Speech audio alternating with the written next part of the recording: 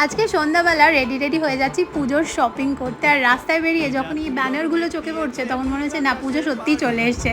আর আমার পুজোর শপিং তো অলরেডি ডান, বাট আমার কিছু টুকটাক কেনার ছিল। আর তার সাথে সাথে আমার একটা বার্থডের ইনভিটেশনও করেছিল আমাদের, সো তার জন্য গিফটটাও কেনার ছিল। আর গড়িয়াহাটের ভিড়টা দেখেছো কি ইনসেন লেভেলের ছিল। ফার্স্টে আমরা চলে এসেছিলাম ফ্যাশন আপে।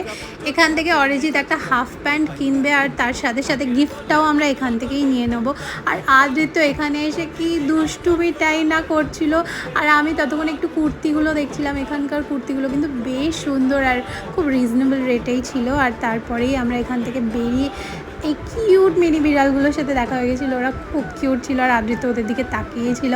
আর অনেক দিন ধরে ভাবছিলাম আমি একটা ঢাকাই জামদানি কুর্তি কিনবো, সো তার জন্য এই শপটাতে চলে এসেছিলাম আর একটা কুর্তি নিয়ে নিলাম। ব্যাস, আজকে শপিং হলো এখানেই ডান। তোমাদের পুজোর শপিং কত দূর সেটা কমেন্টে জানিও। চলো দেখা হচ্ছে নেক্সট ব্লগে।